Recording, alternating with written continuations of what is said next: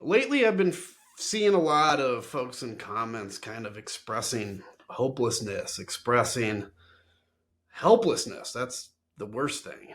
And I know that things feel heavy. And I want to let you know you're not imagining it. This country feels really tense. It's divided, it's exhausted, and we have a guy that's sole purpose is to divide and exhaust us. I get it. I feel it at the same time. But actually, I want to remind you of something that's really simple and really important. Look back at the history of America. We've never had it easy. I mean, look at the past 250 years, and next year is the 250th anniversary. We've been through world wars. We've been through a Great Depression, multiple recessions. We've been through a civil war. We had slavery. We had segregation. We've had terrorism. We've had pandemics, a big one recently. Ton of natural disasters. Somehow, we're still here and we're stronger. We're still here because every generation that was before us stepped up when they were called to. They didn't agree on everything. They actually, most of the time, they probably didn't agree on really anything. But when the moment came, they showed up. You think of the generation that stormed the beaches in Normandy.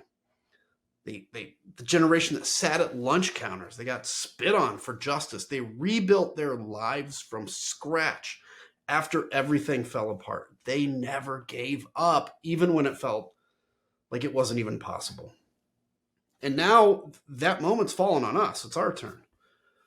The thing is, we're not being asked to sacrifice like they were. Nobody is drafting us into a war. Nobody's asking us to rebuild after the city's been bombed to ruins. We're just being asked to stay awake. We're being asked to stay engaged, to not let apathy or fear or some fake strongman take the wheel. I'll be honest with you, it does take effort. It takes time. It takes courage to speak up, to push back, to say no, when, trust me, it's so much easier to tune out. And we all fight this. I do too. But that desire to not turn out, that's the price of living in a free country. I mean, trust me, authoritarianism is way easier. You don't even have to think things through. You just live a small life, raise your family. That's it. But freedom costs. And compared to what our ancestors have had to pay, what we're paying is a bargain.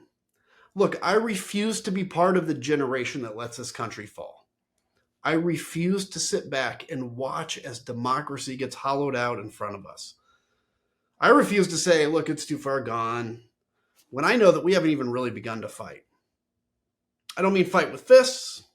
I mean truth, with community, with persistence, with the small stuff. It's like talking to neighbors, having that community, voting in the elections, even the boring ones, calling out lies, and defending what's still good. There is still goodness out there. Listen, we can turn this around. We really can. But only if we stay in it, only if we don't get discouraged and give up. Here's something I've learned. When you're in the middle of a fight, the work feels brutal.